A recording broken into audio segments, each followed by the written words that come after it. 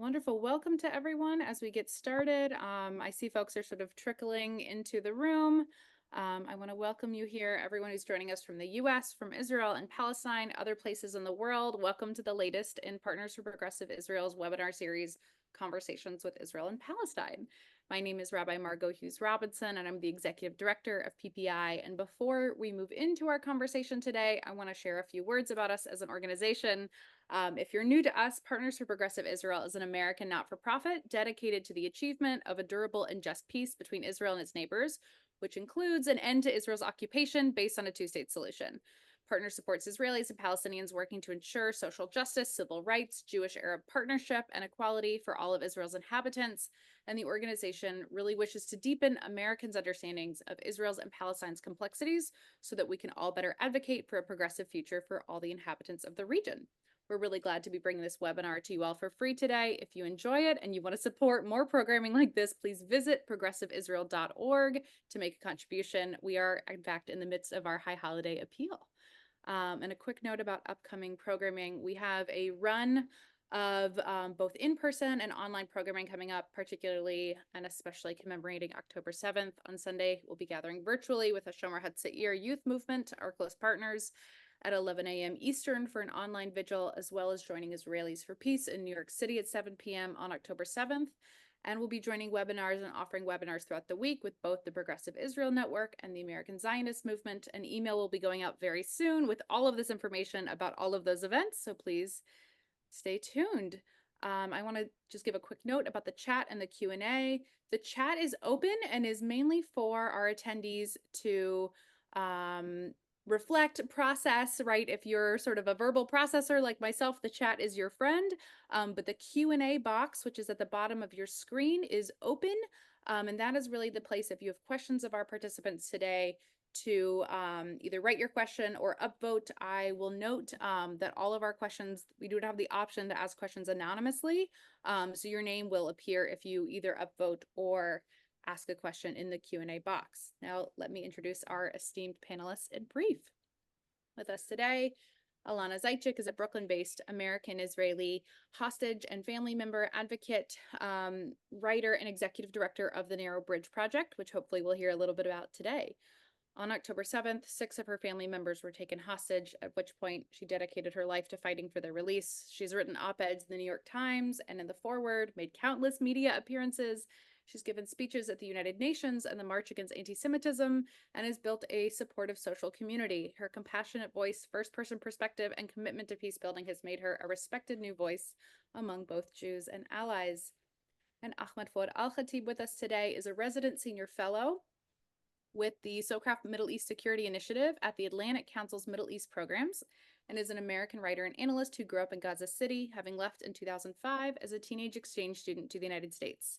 He writes extensively on Gaza's political and humanitarian affairs and has been an outspoken critic of Hamas and a promoter of coexistence and peace as the only path forward between Palestinians and Israelis. He has a bachelor's degree in business administration and a master's in intelligence and national security studies.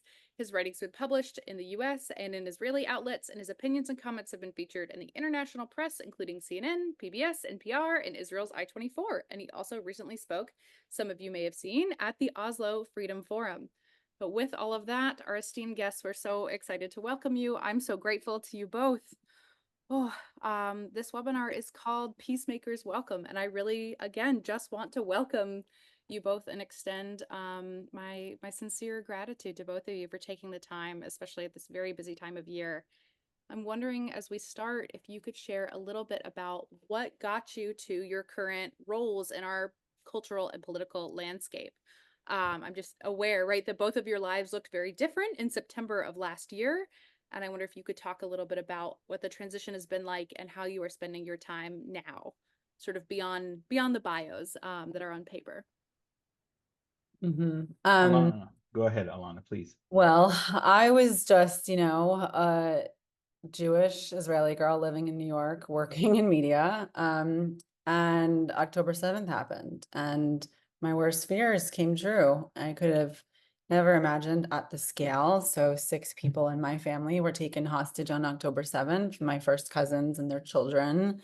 And I just immediately started shouting for them and about them. I needed the world to hear what was happening to my family. And that process catapulted me into being an advocate for them to begin with, right? I spoke at the UN on October 13th. I went on the news immediately, and I spent every single day of their captivity advocating for them and their release. My cousin's husband, David, and his younger brother, Ariel, still remain captive. And so that process for me of becoming an advocate and then seeing the fracture in our society, not just between Israelis and Palestinians, obviously that's a given, but within the left, because I am very much a liberal. And so I wrote an op-ed in the New York Times about, my grief, about how the progressive community couldn't help me hold my grief.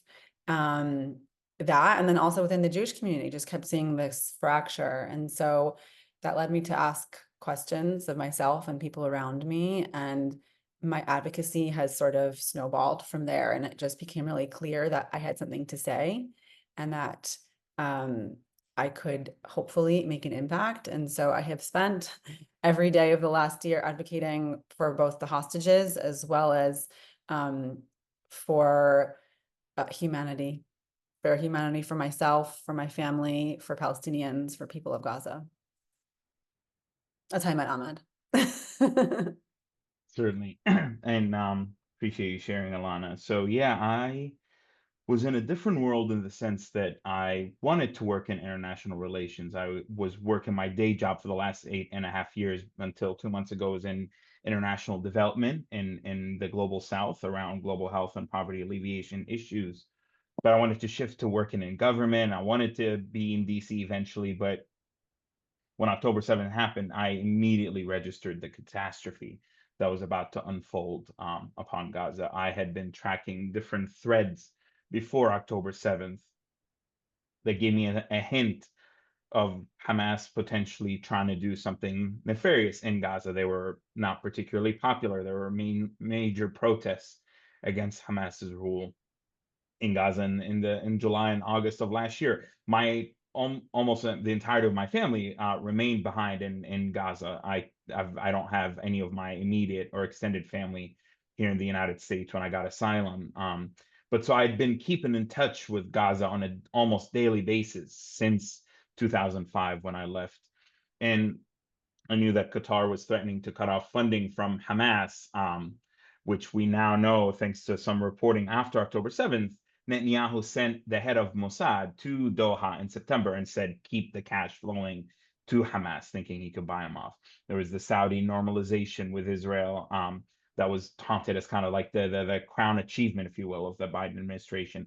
And so I didn't realize, however, that Hamas would be able to not only do something this massive, but that they would actually be successful. And I was horrified by multiple things happening. I was horrified by the horror, by the violence, by the celebration of taking of the hostages as some kind of a victory for the Palestinian people. I was deeply hurt and embarrassed that my people would be in any way associated with this. And when I say my people, I mean the perception that all of Gaza was behind this, the perception that Gaza is synonymous with Hamas, when we know, yes, it was Hamas. It was a small number of civilian, a few thousand who may have participated in.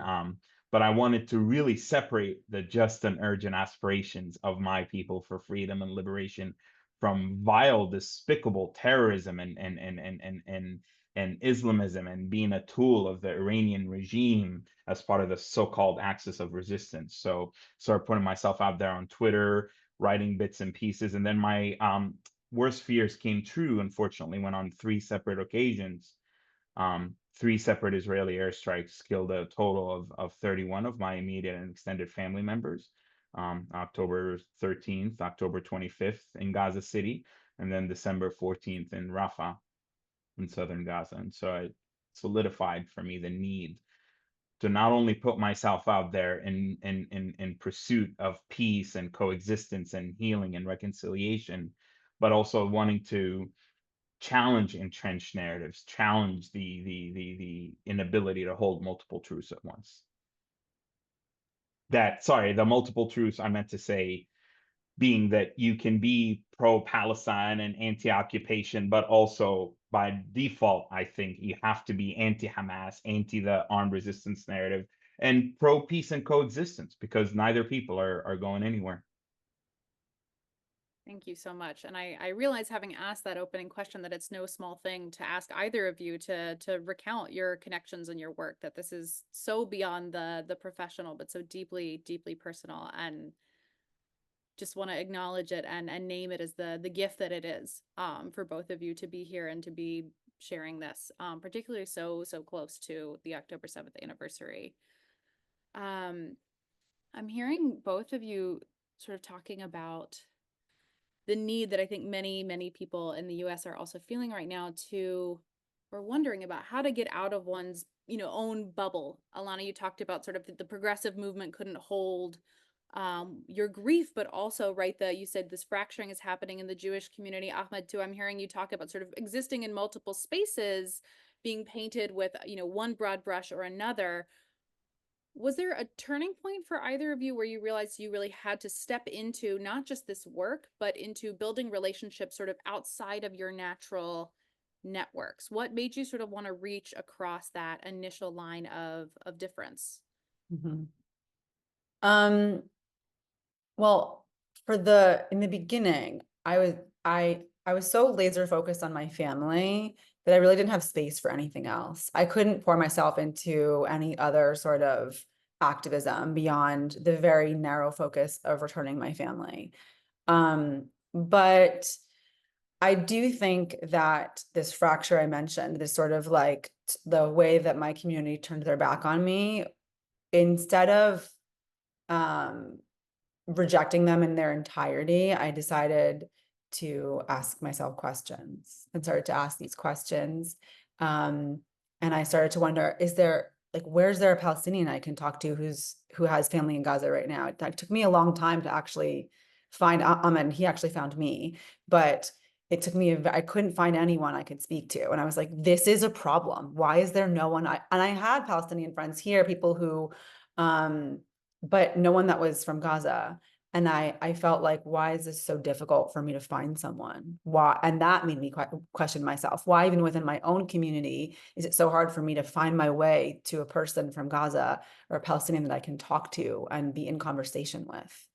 And so I'm naturally a curious person. I'm also a problem solver. And I from like a sense of survival, questioned, like, we can't go back to whatever was before this. This happened for a reason, and it wasn't solely one side's cause. There was a reason that the Israeli government didn't save my family, that this happened to begin with.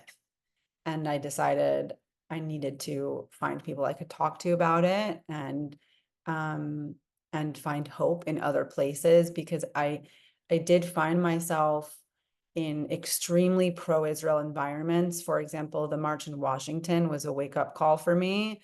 You would think that across a sea of Israeli flags, I would feel at home, at peace, and in community. And I didn't feel that way. I felt confused.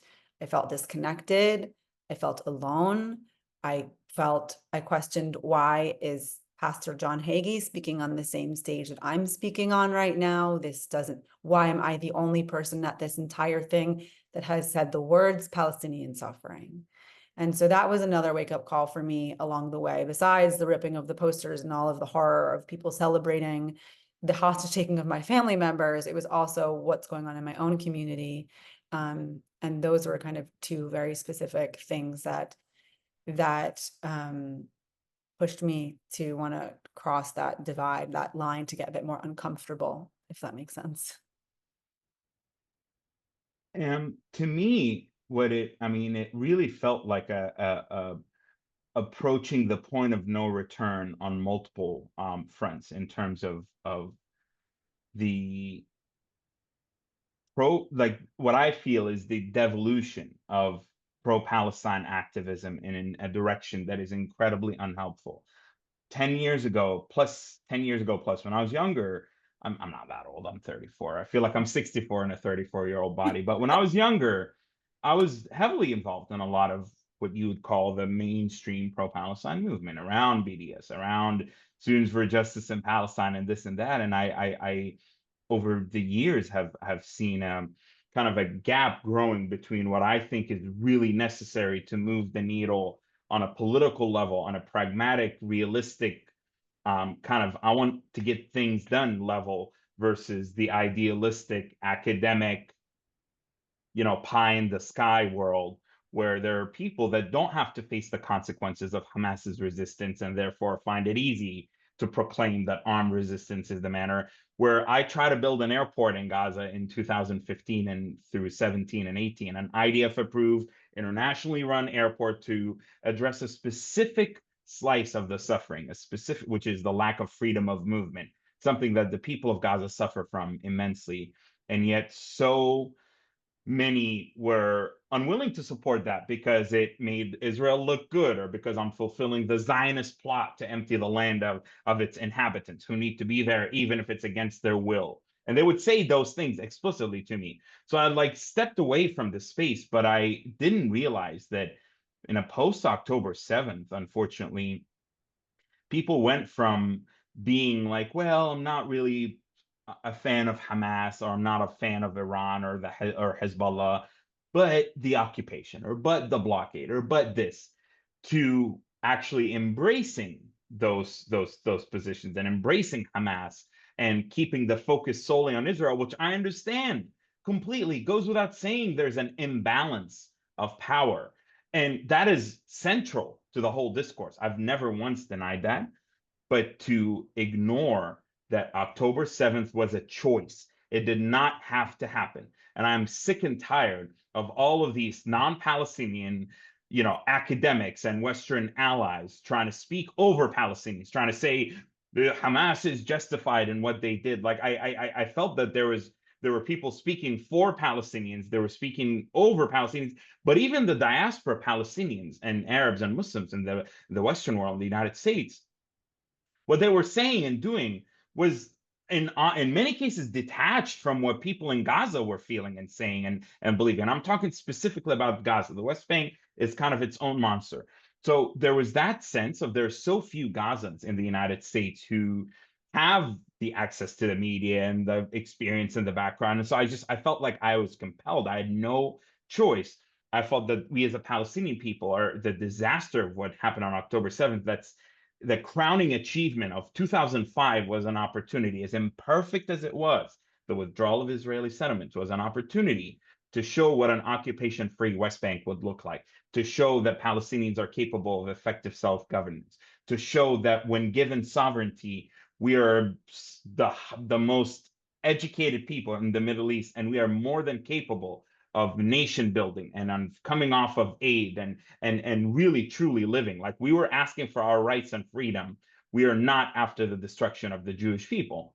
And so I felt that we're like October 7th in a way cemented that narrative that there could never be a Palestinian state. For those who are anti the Palestinian people, it cemented the idea that you can't give them anything because look what they do.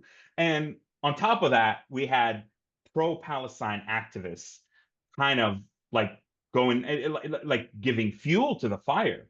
And so to me, and then finally the tragedy of my family. I mean, I really, really had a choice. I was at a crossroads, if you will, like at a fork of the road. And I decided that the way I want to honor their legacy and their memories is by breaking away from this vicious cycle of hatred, incitement, violence, revenge, rinse and repeat. And that's not easy. That takes a daily commitment. That takes a daily attitude, like rejuvenative and regenerative attitude that withstands my pressures from my own community, the pressures from my own community, as well as the just fast developments and the horrors and the killing of children and the hunger and the pain and the destruction of Gaza. And to see that and to be critical of the Israeli government, be critical of Netanyahu, and I call it a war crime, while also not giving into the hate, not giving into the rage, not giving into the mob mentality, not doing the tribalist tendencies of, oh, I can't criticize my own people because somehow that's going to come across as me standing with Israelis, with the Israeli policies, or me supporting Israel's destruction of Gaza. I can do multiple things at times and at once. And that's what I want to do is I want to inspire other Palestinians who, believe it or not, there are many of us out there who are anti-occupation, anti the dehumanization of our people, who want to humanize the Palestinian people, but feel deeply unrepresented by the current discourse, which I'm not saying everybody in the pro-Palestine movement, clearly not everybody is supportive of Hamas or supportive of this or that. I'm simply saying the pro-Hamas or the pro October 7th voices have, despite their being one of many voices, they've taken an oversized role that has severely harmed pro-Palestine activism. And I want to create a new space, a third way, a third narrative, if you will, that can allow multiple things to coexist and coalesce around a desire for true justice and equality for all. Safety for the Jewish people is consistent with safety for the Palestinian people. Palestinian self-determination is not mutually exclusive to the Jewish people's right to a nation, a homeland. And so that's why I felt really compelled to put myself out there.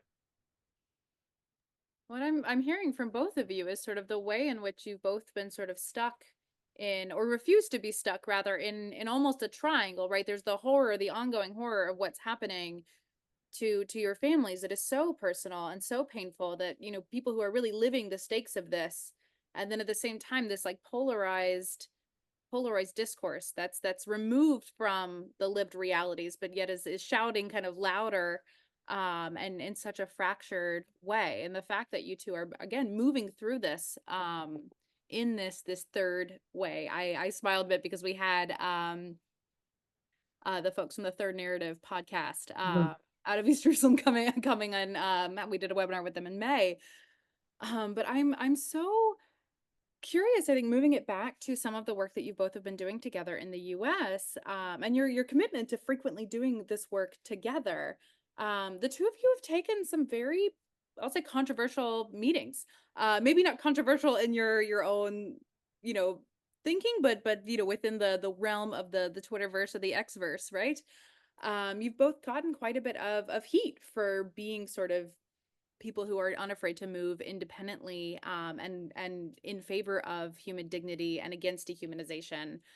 Perhaps most notably, right, earlier this summer with Representative Ilhan Omar. And I'm wondering, would you two be willing to share some of what led you to have that kind of conversation in DC, or, you know, maybe some of the learnings that you also walked away from that conversation with? Yeah. Well, I think Ahmed and I are similar in the sense that we don't fit in anyone's box. And like, we don't want anyone, like, I don't fit into the box of what a pro-Israel person typically looks like. And he doesn't fit into the box of what a pro-Palestine person looks like to the general public. And I also am in my beliefs, I am pro-Palestine. I am pro two-state, as Ahmed is pro-Israel existing, right? We don't fit into these boxes. And so I think that can be really challenging. I think we both try our best to speak to our own people because that's where we probably have more influence. In truth, you know, I don't know, maybe not, but I think that's where we have found some similarities, which is why it made me feel very comfortable and easy working with him in any capacity, but in particular, he joined us, our delegation of hostage family members, in DC back in July when we were there in protest of Netanyahu's address to our Congress. I was very vehemently against it and didn't feel that he should be here speaking to our Congress and making his grand statements with all of his, you know, beautiful rhetoric. While my family, and I mean, now it's 101, remain held hostage in Gaza. That should be the only priority. And so I was there to make that clear, to make that known. And Ahmed came with us as our ally and as a partner to us. And it meant a lot to me. And we met with Ilhan Omar. who I'm not sure. I mean, I would have probably met with her anyway, but I think I felt especially comfortable having Ahmed there alongside me to present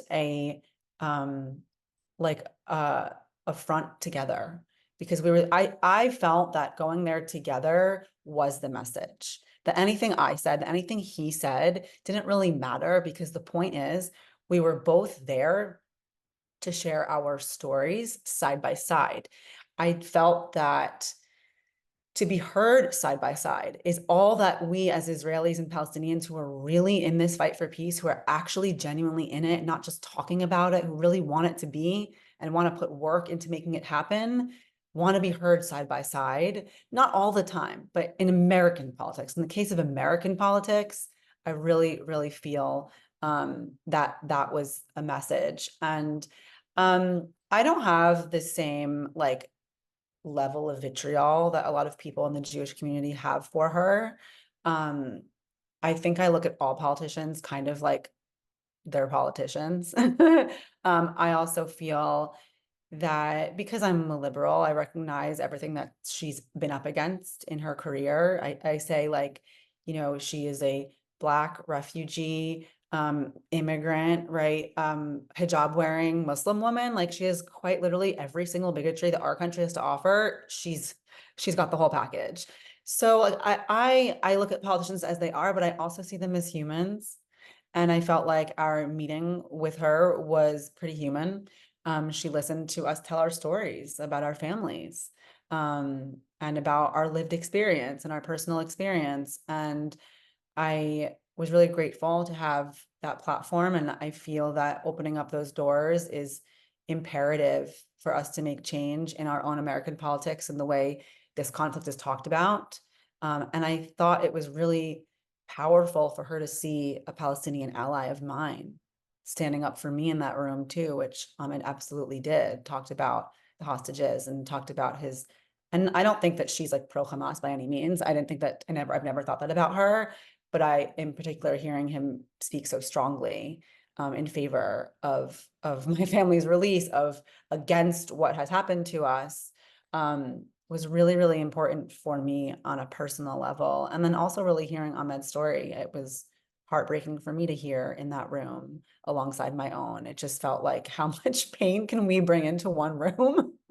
I'm not sure, can she handle all of it? But I felt that she gave us an equal amount of empathy in that room. And I'm glad to have had a partner in Ahmed to do it with.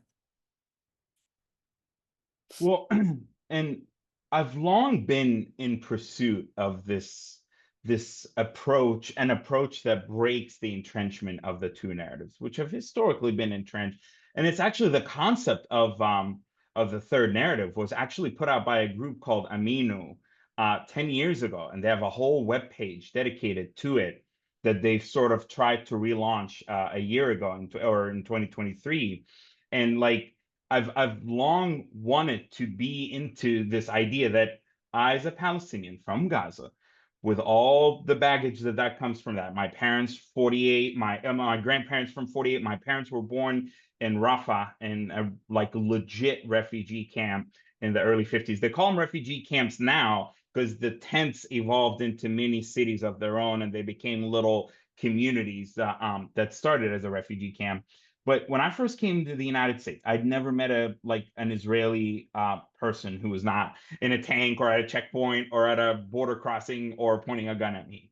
And I was just at the U.S. Institute for Peace, sorry, that was hosting Women of the Sun and Women Wage Peace. And the Palestinian woman there, my dear friend Reem, was talking about how her son has never been outside of Bethlehem. He's never like been able to connect with Israelis. He only knows the wall, the settlements, and the occupation. So for me, I was actually hungry as a new immigrant to the United States to meet Israelis, to understand their narratives, to meet the Jewish people, and to meet them face to face, because I felt that I could stand on my own and I could speak my truth while also being, it went from being cordial to being tolerant to actually humanizing them, to actually viewing them like it was a journey that started from kind of uncertainty to now, I genuinely believe that Jewish and Israeli people, including across the spectrum,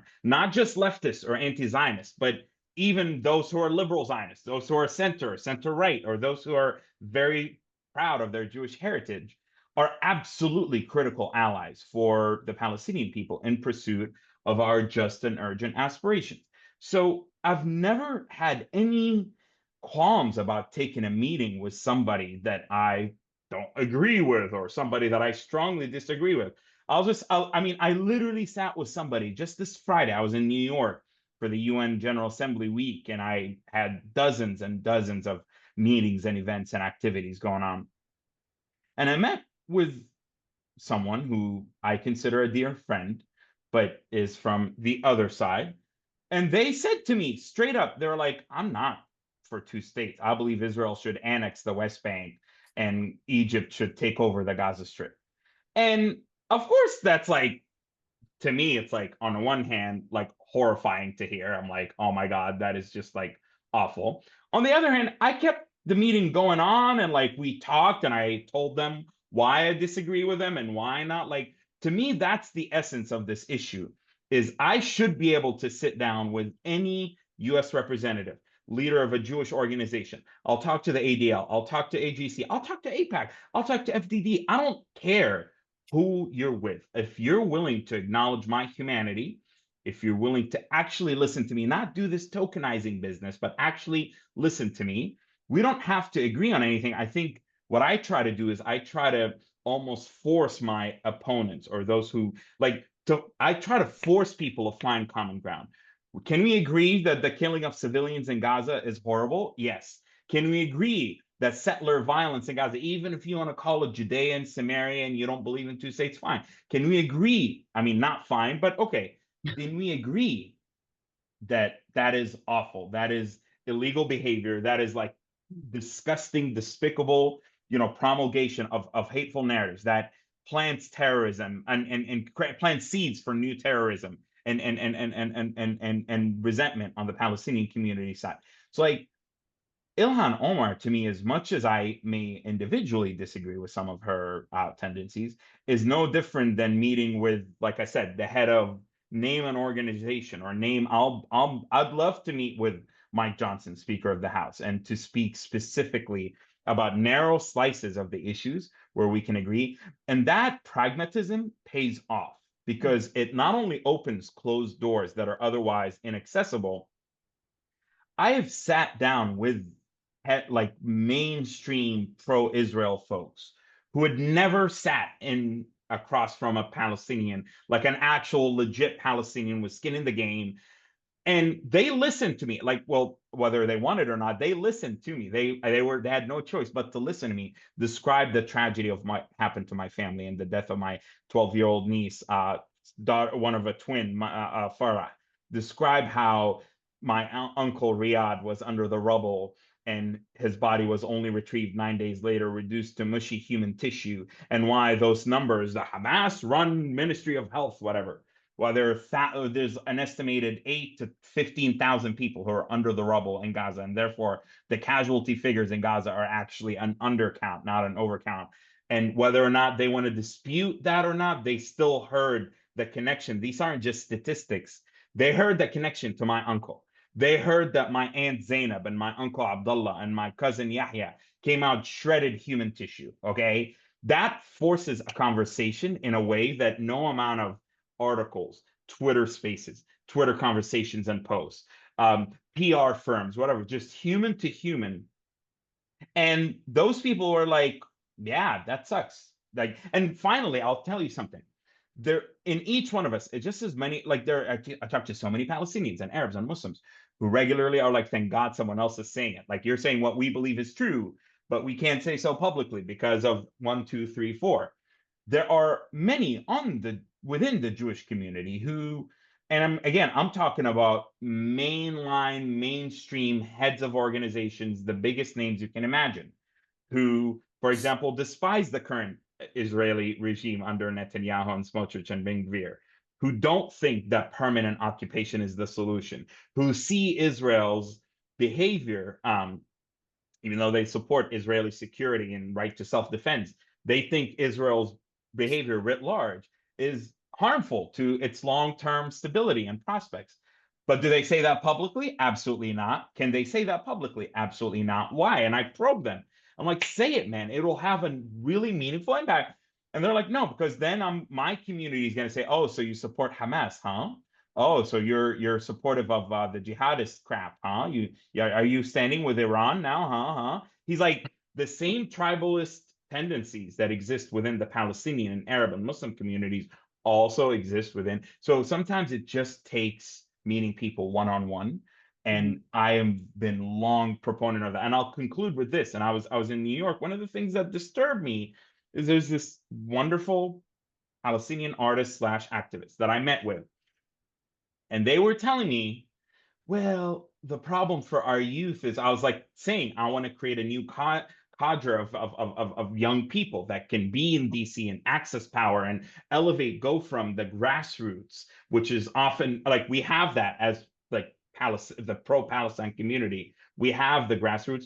We have very little to nothing on the policy level and on the like decision making on DC because we're not. And on the pro-Israel side, there's a large infrastructure of organizations, NGOs, lobbying, etc., that can have access to the power folks, but maybe not as much as the pro-Palestine and the grassroots. So to me, I was like, I want to bring and elevate the younger people in our community to connect and to understand and to train them on how to have these conversations, how to have these engagements with people that you fundamentally disagree with, but your homework is to find common ground and to keep the conversation going and to have it lead somewhere. Not just let's have falafel and hummus and everything is going to be fine. I love falafel and hummus, but we actually want to achieve something. And they were like, well, our youth are going to think, it's going to be normalizing. They're not going to sit down in spaces with Zionists. They need to have their own spaces. I'm like, on what premise? Like, you have no power, you have no money, you have no lobbying capability, you have nothing.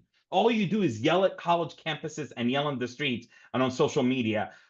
What gives you the right or the impression, not the right, the impression that you're somehow going to have your own spaces in DC or in power or in New York or in the UN? So that's what I want to try to get to people is like, have those conversations, even if you're uncomfortable. Sit down with Ilhan Omar or sit down with Howard Kerr from AIPAC. I don't care, but have the conversations. Amen. I was going to say, I think, pursuant to that, there's a lot of questions that I'm seeing popping up in the chat sort of exactly about these gaps or breakdowns in discourse, be it on building a wider coalition of a progressive anti-occupation left, or just the ability, right, of these two communities or all the sub-communities, right, within the Israeli and Palestinian communities in the US and in the land to speak to one another. What do you wish that the communities that you both belong to, and I'm saying communities plural, answer to, whatever aspect of your identity feels most pressing, could understand about what the other communities that you're speaking with are saying right now? What are the sort of gaps you wish you could bring together, or the points of discourse, right, where people are talking past each other that you wish you could just at least bring into the room so that people can know what the other is saying? What's getting missed? What few things? I mean, all of it could be an answer. God, I don't even know. That's a really hard question.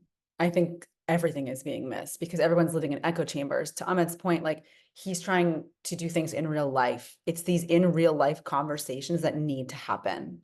We need to have human to human conversations that are uncomfortable, that are hearing from not just the Palestinian who agrees with everything. There are some Palestinians or that make people, at least in the Jewish community, I find, feel okay, I can, but you need to hear the hard parts. You need to hear about the, in particular, I think that like there is an awareness of how bad Gaza is. I don't think that there is in the Jewish community, I don't think visually they have experienced as much of the horrors of Gaza that like the rest of the world has seen on social media, or at least English speaking world or Arab speaking world. People don't seem to understand culturally that like both Israelis and Palestinians watch the news and listen to news and consume news in their own language and their own culture. And so they only see one very specific side of everything. But I think within the Jewish community, there is like a very extreme lack of understanding of what happens in the West Bank. I do feel that where I struggle the most having conversations within the Jewish community is the gravity of the occupation and why people call it an apartheid without Israel being an apartheid state in total. Language gets weaponized. We're living in a world where language is continuously weaponized. And so I do think that like we're struggling to get past the weaponization of language, because if you're met with someone who's saying Israel's an apartheid state, it's going to shut down a Jew right away. Most Jews are going to immediately be like, no, I'm done with you. I'm not going to talk to you about this. And that kind of goes back to, I think, a lot of what Ahmed was just talking about, which is this sort of intolerance amongst a lot of people, especially young people, to stick with it. Even if someone says that, stick with the conversation, be curious, ask questions.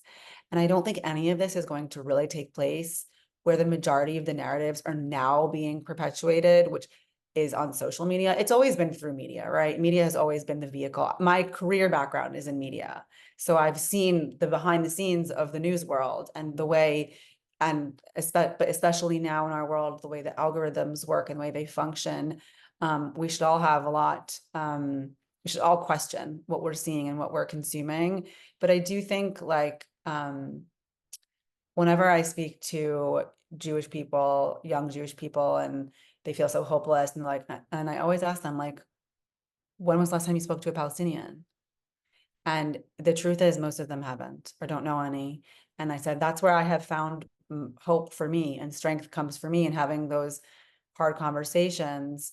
And I think we can do these things within our own community. So like the way Ahmed is trying to kind of do this with Palestinian youth, and I'm doing something similar with young Jewish people, trying to have these difficult conversations within our community, because we do have all the structure and support systems that like we need in our own, in the diaspora in particular.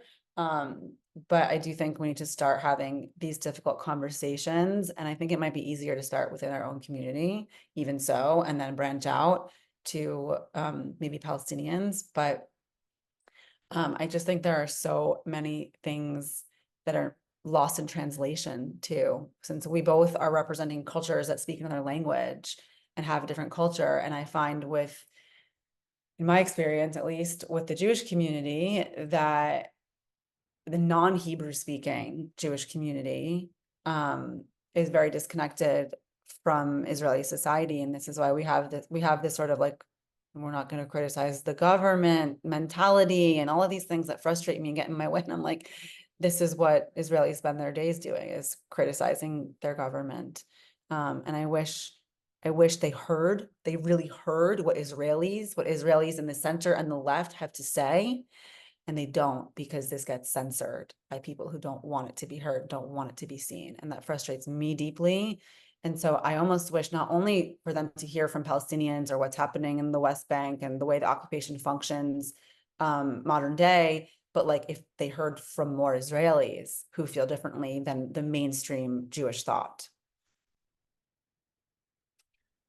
Let's see, what do I wish my community would hear, and what are they missing? I think you need to understand language matters. And when every other word is Zionist, apartheid, genocide, this obsession with calling it a genocide. And by the way, I think what's happening in Gaza is a horrendous, atrocious situation. It is a war crime. I want to take Bibi to war to be tried for war crimes for what happened to my family. I personally don't believe it's a genocide. But guess what? And per the legal definition, guess what? It doesn't matter. It doesn't make it any less horrible and horrendous. What it does do is it becomes a distraction. It becomes like we're going to adjudicate this word and spend all this time, like the litmus test is, are you going to call it a genocide or not? So language matters. Conversations matter. If you're going to actually try to talk to the Jewish people and show them or introduce them to the Jewish people and the Israeli people, and introduce them to the suffering of the Palestinians in Gaza and in the West Bank, you're not going to be able to do that if you're going to use this incendiary language. So one of the things that I'm really grateful for when I learn English is one of my teachers said was like, show, don't tell. So don't tell me it's this, like, don't use all of these adjectives, just describe it and let the person listening to you reach the conclusion that this really is a criminal occupation. This really is a disproportionate war of revenge that is not just going after Hamas, but is a punitive measure that is destroying the entirety of Gaza. And without getting caught up in calling it a genocide or calling it a this or a that, language matters. Behavior matters for the people in Palestine. When the few of you endorse messages from Hamas or Hezbollah and march like morons and idiots in the streets of New York, holding Hamas's flags, holding ISIS-like flags, and holding Hezbollah flags, and I've seen them with my own eyes. Okay, I have my pictures. Like this isn't just like, oh, I saw it on social media. I saw them. They are overtly pro-terrorism. I don't care about you. You can go to hell. You're hurting my people. You're hurting the Palestinian folks. You're delaying the prospects of our narrative reaching a wider audience. You are hurting our ability to dissociate. This is not, I know this didn't begin on October 7th, but this is not, like you're associating our cause with a small group that employs terrorism when our cause is about merely us having the right to exist on the land we've called home for generations. That is really at its core what our cause is about. And instead, you're injecting all of this ideology, all of this rhetoric, all this inflammatory language. What I hope my folks would understand, and the gap is that I don't think they realize the disaster that the Palestinian people are in right now. And I don't mean just in terms of the death and killing. I'm talking about in terms of like in my opinion, this is the last opportunity we have to obtain what resembles a Palestinian state. We are being completely annexed in the West Bank. Gaza is going to be under permanent occupation. Like, what kind of resistance is this? Like, we've tried the pan-Arabism of Abdel Nasser. We've tried the secularism of the PLO, the leftism and Marxism of the PFLP in the 50s and 60s. We've tried Islamism from Hamas now for the last 30 years. Different ideologies, same outcome, which is more occupation, more bloodshed, and our right to statehood and independence and self-determination is as elusive as ever. So wake up. This is not the time to be maximalist, to be into these simplistic narratives that are like from the river to the sea. There will not be the return of millions of Palestinian refugees to mainland Israel. I'm sorry, I care about the right of return, but the only way we're going to have a right of return is to return to the new Palestinian state in the West Bank, which is big enough to host millions of Palestinian refugees from Lebanon and Jordan and Syria and from Gaza. If we stick with that, just stick with that and let go of all the dumb crap, then we absolutely have a chance to push forward in a way that can actually serve the people over there on the ground who are suffering. This is not about us. We are privileged Western people. We live in safety. We have the luxury to have 24 hours of electricity a day, something that people in Gaza haven't known for the last 18 years, thanks in part to Hamas's control. And then finally, to understand that the Jewish and Israeli people, including Zionists, not only are going to be critical allies and partners, but they have legitimate and right interests in feeling safe and secure. That's not, and I can imagine already somebody from an academic setting jumping, be like, oh, it's not the job of the occupied to tell the occupiers or to tell the oppressed and the oppressor. It's not the job of the oppressed to be pretty and pretty up for the oppressors. I get those narratives or those sentiments in an academic sense, but the reality of the situation, the actual reality, not the Ivy Tower reality, is that the Jewish people have a right to safety and security. And if we keep pushing these narratives, if we push Hamas, if we don't isolate that, how are they going to be partners for transformation from within Israel to help us achieve Palestinian independence and freedom and statehood? Palestine, this is not South Africa, okay? Israel and Zionism are not going to be dismantled like the South African apartheid was. Israel is not South Africa. We keep referring to this model, but it is not going to happen.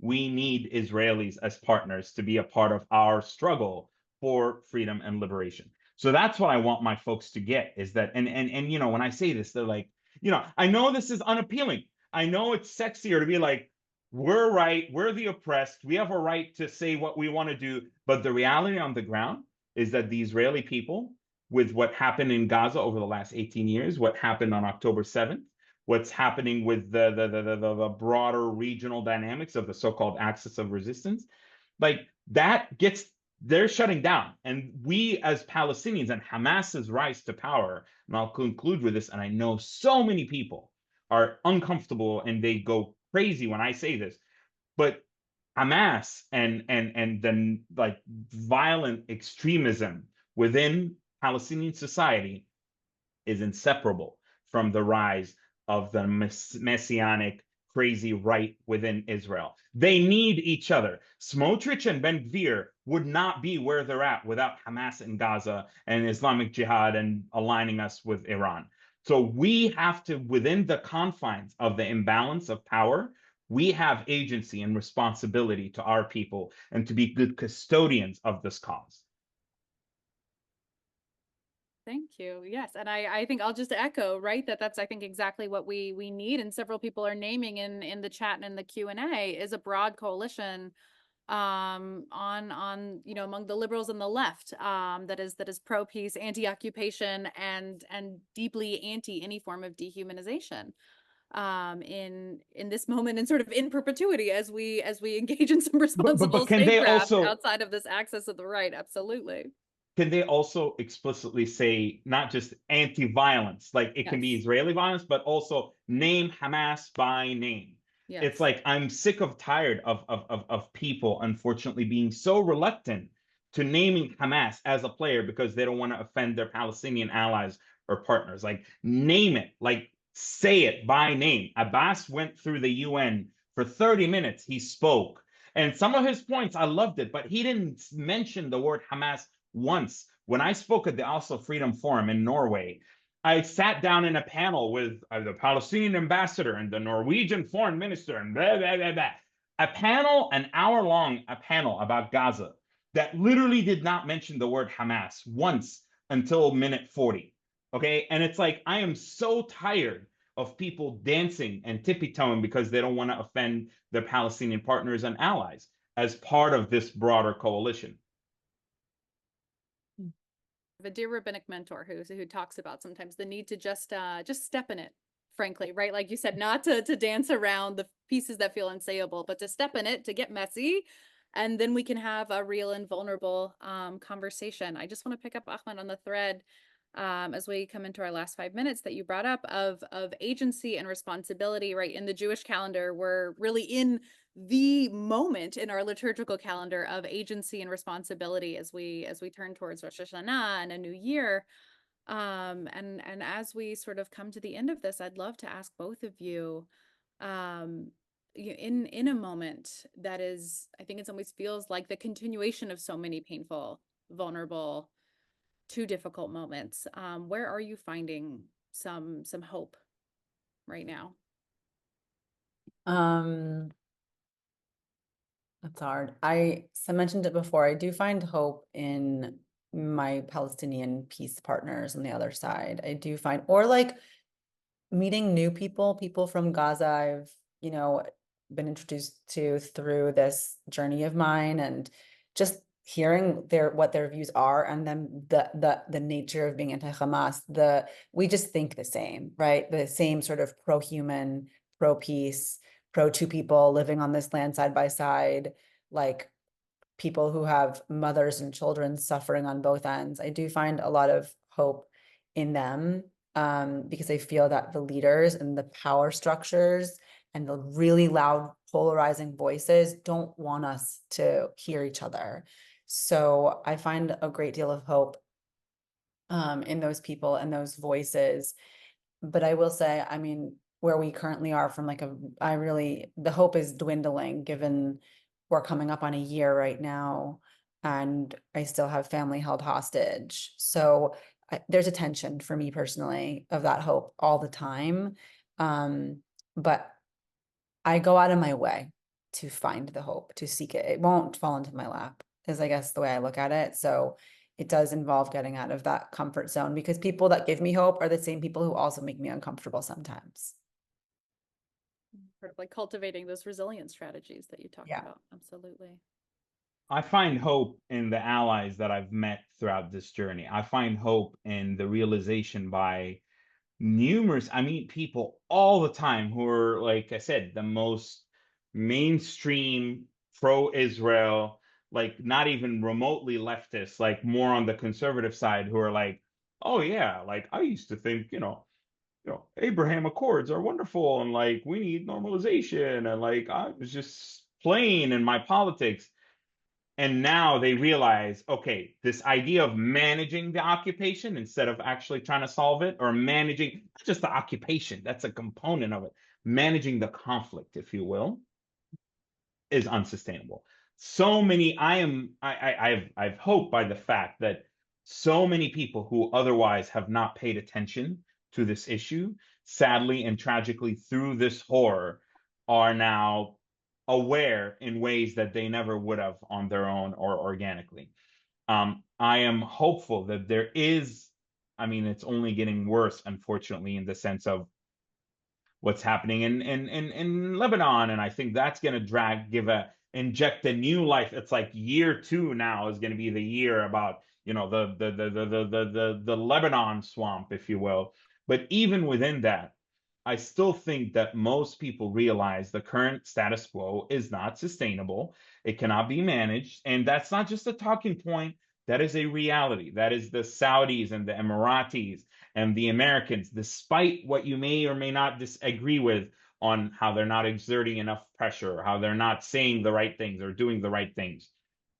I think amidst this chaos, a new set of realizations, a new order, a new set of coalitions are slowly, very slowly emerging that will shape a new reality. And I see it in my conversations. I see it in what I read about different people. I see it in what's happening behind the scenes, behind the garbage you see on social media and the polarization there. And finally, I mean, but amidst the hope, I'm concerned that there's a historic once in a lifetime opportunity to drum up support for the Palestinian people and their cause that could be squandered because you have all of these leaderless, emotionally driven youth who are taking an oversized role in this movement. They need to have a role, but they need to know their place within the movement. They cannot be leading this movement, for they are young. They know nothing of the history. They've only been introduced to a series of academic theories, and trying to map out Israel and Palestine to a lot of the leftist liberal discourse here in the United States with abortion rights, Black Lives Matter, immigrant rights. That is not also helpful. And that is unfortunately because it's just there's so many intricacies in this. So like I when I speak, even those, and then I'll finally say when I speak, even with those with whom I disagree on the Palestinian or Israeli side, I would say at least 65% of the time, I'm able to walk away with that person thinking something differently or agreeing with me on a slice of what I've proposed.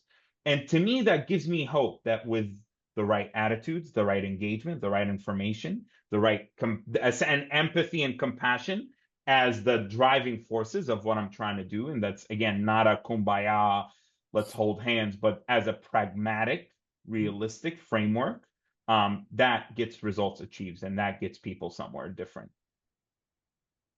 Thank you. I think it brings to mind the Arundhati Roy quote, right? Another world is possible, and on a quiet day, I can hear her breathing. Thank you both so much for your courage and your candor and your time. Thank you to everyone who joined our webinar today. Hope you've enjoyed it. For those who've missed the opening, I'll say it again. While today's program has been free, generous contributions are what enable our organization to deliver these kind of events at no cost. So please visit progressiveisrael.org, check out our upcoming programming, and if you can, make a donation. Shana Tova to everyone who has joined us today. A safe and happy and healthy new year. We're so grateful to have spent this time together. And Alana and Ahmed, thank you again so much for being with us. We just so deeply appreciate it. Thank you all. God bless. Have a good day. Bye. Bye.